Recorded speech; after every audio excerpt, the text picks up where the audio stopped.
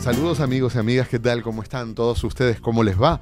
Nosotros estamos de lo mejor, muy contentos de poder compartir nuevamente el día de hoy un tema para la reflexión, un tema que abre el pensamiento, que abre las ideas y que nos permite además compartir con otras personas este tema que vamos a conversar, porque justamente nuestra idea de provocación es plantear temas que luego ustedes los compartan en su familia, los compartan con los amigos, temas que generen también inquietud en ustedes, como de entrada ya va a generar inquietud en nosotros. ¿Cómo estás, Gabriel? ¿Cómo te va? Hola, Alex, ¿cómo te ha ido a ti? De lo mejor.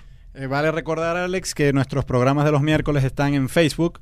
Si ustedes buscan en el buscador la palabra En Buena Onda, aparecerá la foto de Alexander Hernández, la foto de Gabriel Andrade y el contenido de programas anteriores. Y tú sabes, Alex, que en el mismo Facebook hay varios grupos que intentan rehabilitar los derechos de los gays. Y realmente la comunidad gay, no solamente en Venezuela, sino en el mundo entero, ha venido a relucir, es decir, porque antiguamente realmente estaban como muy calladitos y en últimas fechas han tenido mayor participación en la vida política, etcétera. Y yo creo que el tema de la homosexualidad, pues conviene discutirlo con bastante franqueza. Para hoy tenemos entonces al profesor Luis Meléndez de la Facultad de Humanidades, está adscrito al Centro de Investigaciones Pedagógicas. Bienvenido, Luis.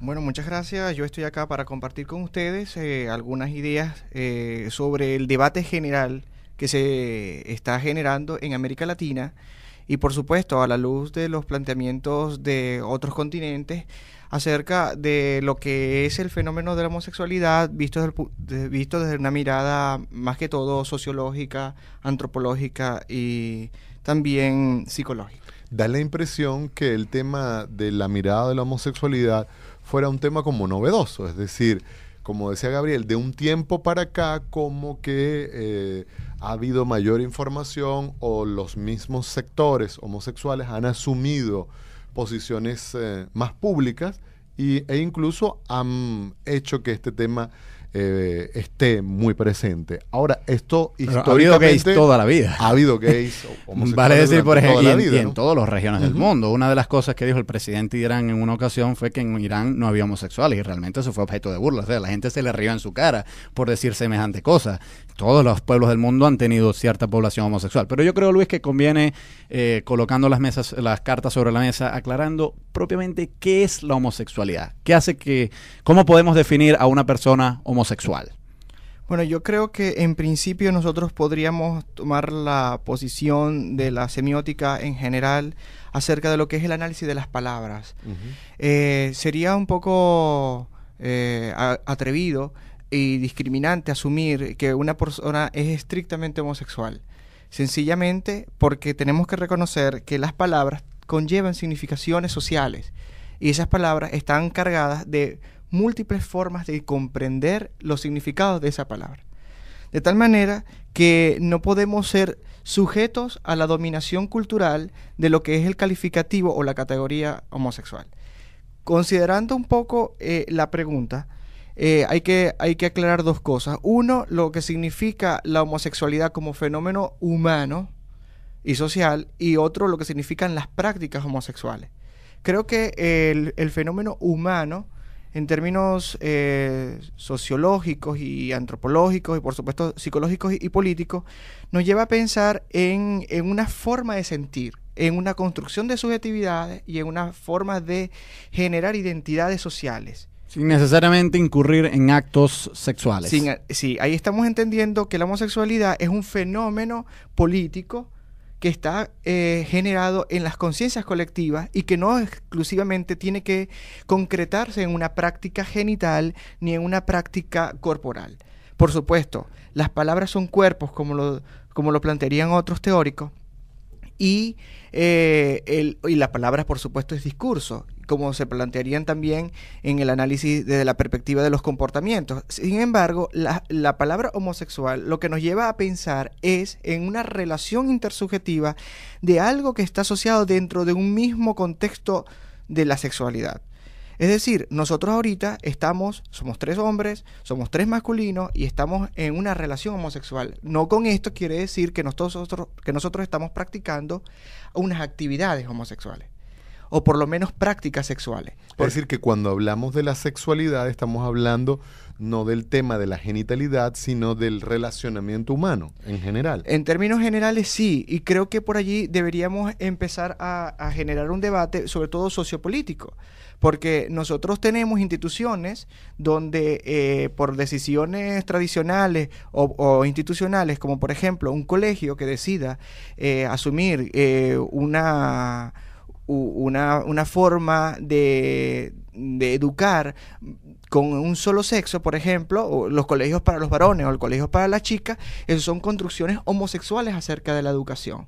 Pero ahí nadie está pensando en que un colegio que sea dirigido para una sola comunidad sexual esté propiciando una formación cultural de prácticas sexuales homosexuales. Claro, pero cuando la gente habla, está buena esa aclaratoria, pero cuando la gente habla de homosexualidad, realmente tiene en mente ya alguien que entre en actividad sexual con alguien de su mismo sexo. Claro, por eso dije al principio que eso nos lleva a sujetarnos a las dominaciones culturales acerca de las palabras.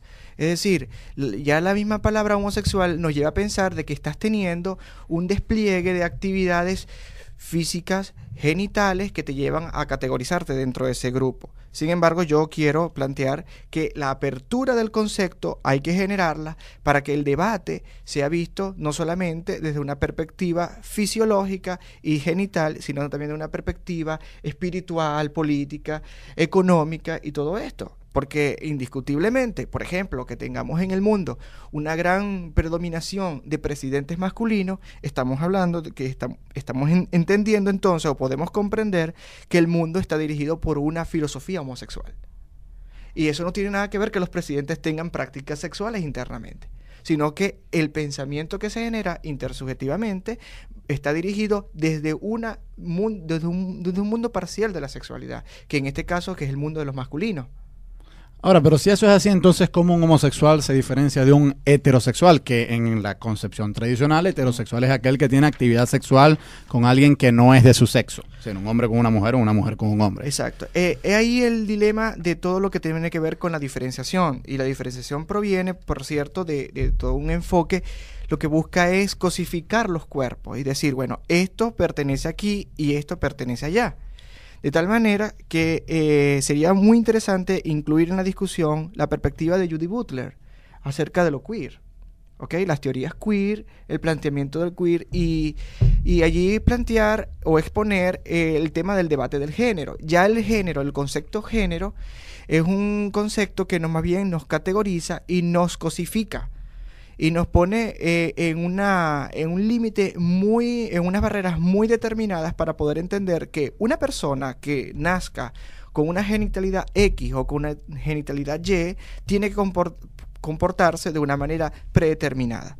Entonces, en cuanto a la pregunta de la diferenciación, indiscutiblemente, en este momento el mundo está construyendo sus intersubjetividades en las que la construcción de las identidades sexuales no tiene nada estrictamente que ver con su apropiación genital. Es decir, yo puedo nacer con una fisionomía genital masculina o de varón y mi comportamiento de género puede estar muy imbricado, muy relacionado con los roles, con las construcciones, con las sensaciones del mundo de la feminidad, porque también vivimos en un mundo femenino, en un mundo masculino, y dentro de un mundo masculino hay un mundo femenino.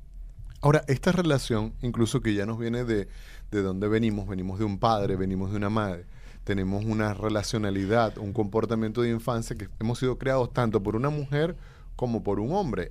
Esta idea de la integridad, de que podamos tener tanto lo femenino, lo masculino, no ya como genitalidad, sino como formas que se asumen como tales. Uh-huh. ¿Cómo entrarían aquí en esto que nos estabas comentando?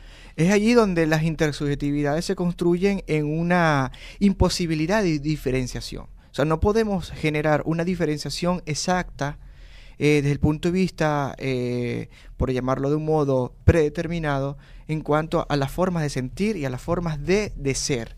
Estoy hablando sentir y ser. Posiblemente una acción, un comportamiento, nosotros lo podríamos categorizar desde la exterioridad, pero el mundo de vida, la sensación que se construye, la episteme que los seres humanos construimos para poder entender el mundo, es casi imposible de diferenciarlo, poder decir esto es una episteme homosexual o una episteme heterosexual. Nosotros estamos conversando con el profesor Luis Enrique Meléndez, es profesor del Centro de Documentación e Investigación Pedagógica de la Facultad de Humanidades. El tema que abordamos el día de hoy es sobre la homosexualidad. Vamos a seguir debatiendo sobre estos temas o este tema luego de la pausa.